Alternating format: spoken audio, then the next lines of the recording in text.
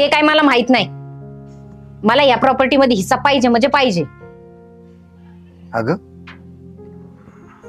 असं वाटलं नव्हतं मला तू त्या प्रॉपर्टीत हिस्सा मागशील म्हणून. मी देत नसतो. जा काय करायचं ते घे करून. बापाच्या प्रॉपर्टी डोळ्यात ठेवती, लहानची मोठी यासाठी केली का तुला? मग काय सगळं दादाच्या नावा करणार का? अगं आता तोच वारस आहे ना, मग त्याच्या नावानं होणार, कोणाच्या नाव होणार आहे? आणि मी तुमची मुलगी नाही का? जसा मुलगा तशी मुलगी. मला याच्यात समान वाटा पाहिजे. अगं काय नाही घराचं 8-10 लाख. अगं तू थाटामाटात लग्न करून दिलंय, शिवाय 2 लाखाचे दागिने घातले तुला. आता हे पण तुम्ही काढणार का? माझ्यासाठी काय केलं ते? बर ते रानातलं घर आहे ना पडकं सिंगल रूमचं, त्यात नका काय देऊ मला, पण ह्या घरावरचा हिस्सा मी नाही सोडणार. अगं 50-60 लाखाचा तो बंगला असेल, 8-10 लाखाच्या बंगल्यावर तुझा डोळा. अगं तुझी आई गेल्या पासून त्यांनीच सांभाळलंय ना, त्यांनीच माझ्याकडे पाहिलंय सगळं.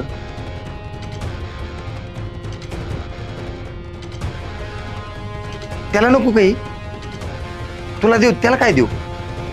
50-60 लाखाचा नाही, 1.5 कोटीचा बंगला आहे आमचा. पण तो माझा आहे का? माझ्या नवऱ्याचा आहे. पण ह्याच्याशी तुम्हाला काही घेणे देणं आहे का? अण्णा बाद झालं त्याचं लाड. आता तो तुम्हाला सांभाळतो म्हणजे उपकार नाही करत, त्याचं कर्तव्य आहे ते. अण्णा देऊन टाका दिली हिस्सा, मला फक्त तुम्ही पाहिजे. तू गप आहे समय. त्या भोळ्यापणाचा फायदा तुझी बहीण घेती. जरा माणसं ओळखायचं शिक ना. हे बघ सुदे, जोपर्यंत मी जिवंत आहे ना तोपर्यंत मी ठरवीन हे मग घर माझ्या नाव आहे, कोणाला द्यायचं नाही मी ठरवीन. नशीब मी जिवंत आहे. सगळी भावाची संपत्ती आता गिळली असतीच ना. पोरं हिस्सा मागताना ऐकलं होतं, माझी नालायक पोरगी हिस्सा मागणं असं वाटलं नव्हतं मला. असं ना? मग ऐका, ही तुमची नालायक पोरगी आहे ना, जोपर्यंत या घराची वाटणी होत नाही तोवर इथं पाऊल ठेवणार नाही. गेले उडत सगळे. जोपर्यंत मला या घराचा हिस्सा भेटत नाही ना तोपर्यंत मी तुमची कुणाची तोंड बघणार नाही. किती दिवस तुम्ही माझी आठवण न काढता राहताय ना तेच बघते मी. जा जा निघ. सुधा असं नको बोलू, मी समजावतो अण्णाला. तू गप रे. तुझ्यामुळेच आमच्या बाप लेकीमध्ये भांडणं चाललेत. तू पण बोलू नकोस माझ्या बरोबर.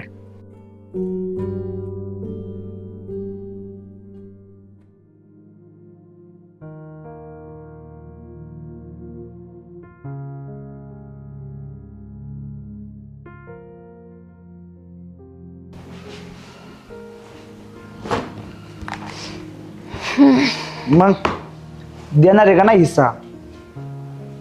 देणार आहे का नाही म्हणजे द्यायलाच लागन. चांगली भांडून आले मी, आणि मी अशी सोडीत असते होय? नाही नाही, सोडू नको लगेच, लावून धर जरा. चट पागळून द्या त्याला.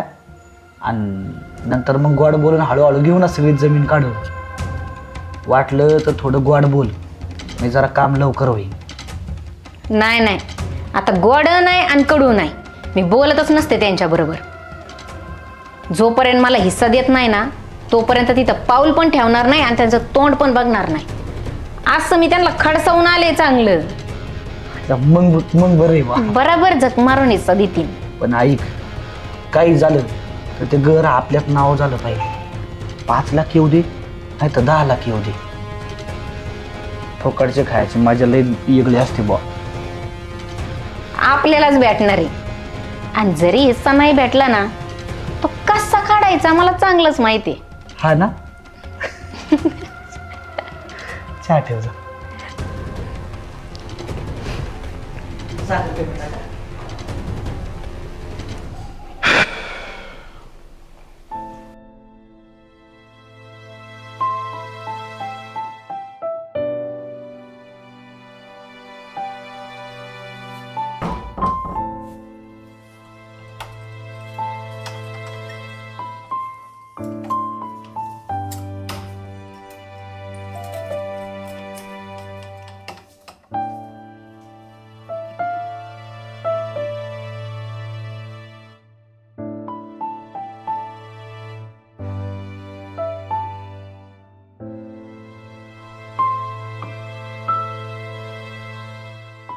काय रे आत्ताशी अक्कल आली काय? आण देते कागदपत्र आणि मी चांगलं तपासून घेणार आहे बरोबर निम्म निम्म हिस्सा केलाय का नाही. अर्ध निर्ध नाही, समजा घरात तुझ्या नावावर केलंय आता मी. तू नाही अण्णांनी केलं म्हण. उगाच स्वतःचा मोठेपणा नको मिरू. नाही सुद्धा, अण्णांनी काही दिवसापूर्वीच माझ्या नावावर घर केलं तर, पण त्यांची एक आठ होती आणि जेव्हा ती आठ संपली ना त्याच्यानंतर लगेच मी तुझ्या नावावर घर केलं. कोणती आठ? आणि अण्णा कुठे? अण्णांनी एक आठ घातली होती की जर हे घर तू कोणाच्या नावावर केलं तर माझ्या पिंडाला कावळा सुद्धा शिवणार नाही. म्हणजे तू भांडून गेल्यानंतर 10-12 दिवसातच अण्णा गेलं. तुझं वागणं पटलं नाही त्यांना आणि दवाखान्यात त्यांनी मला एक आठ घातली तुला फोन ना करू म्हणून. आणि दवाखान्यात लय पैसा लागला ग आणि एवढा पैसा मी कुठून आणणार म्हणून घर गहाण ठेवलं. आणि अण्णा जे बोललं तेच झालं. जोवर घर सोडवत नाही तोवर त्यांच्या पिंडीला कावळा नाही शिवला. आणि अण्णाची एफडी मोडली, त्यातून हे घर सोडवलं. आणि दुसऱ्या दिवशी मी घराबाहेर घास ठेवला तेव्हा कुठं कावळा शिवला. आणि नंतर मग मी घर तो नाव केलं. अरे काय पण काय बोलतोय? असं कसं होईल? मला हे सगळं किसन बोलायला लावत होता. नाही तर मला हे काहीच नको.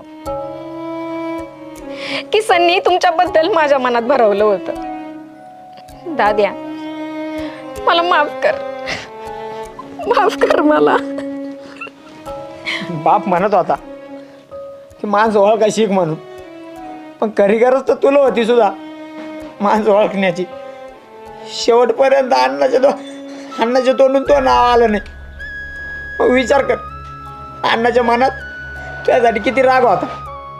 तू रागाच्या भारात काय काय शब्द वापरले हे तुला पण खबर नाही. याची सूत तुला पण नव्हती. पैशासाठी आणि नवऱ्यासाठी तू जन्मता त्या बापासोबत नातं तोडून टाकलं. आता बस या घरात एकटीच. पण हा बापाची आठवण म्हणून राहू दे, याला नको ऐकूच. मी चाललो रानातल्या पाडक्या घरात.